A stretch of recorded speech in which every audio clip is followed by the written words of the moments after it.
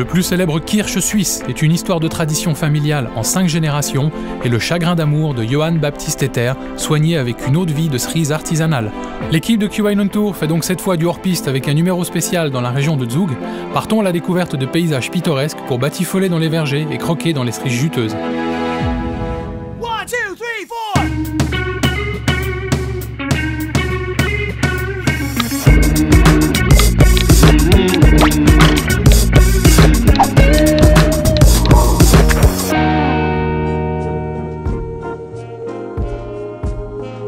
Quand on parle de cerise, on parle de kirsch.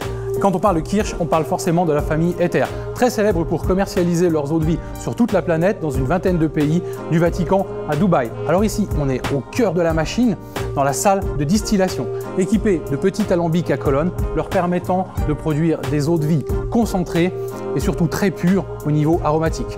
On n'est pas venu pour le kirsch, on n'est pas venu pour les eaux de vie, on a une petite surprise, suivez-moi. Hey, dis Miss Q1, tu t'es déjà posé la question de savoir combien il fallait de kilos de cerises pour produire une bouteille de kirsch? Oui, 8 à 10 kilos, parfois 15 selon les années. Et le voilà bien caché dans sa caverne d'Ali Baba. Salut Gabriel. Salut Benoît. Alors Gabriel, c'est donc le directeur de la distillerie Ether. Dis-moi, je sais qu'il y a quelques années, vous avez fait une infidélité aux fruits? Oui, depuis 1999, c'est possible de faire whisky en Suisse.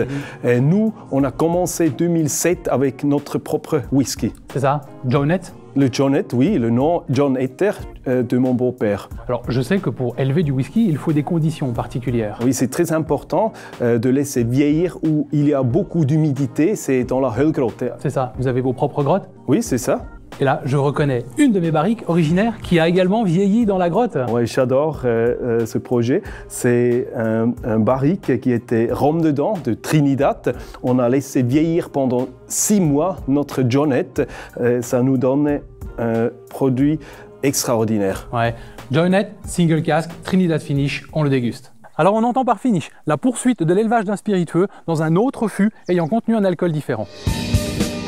Alors changement d'ambiance, et pour cette dégustation, on est donc accompagné de la génération précédente, Hans Ether.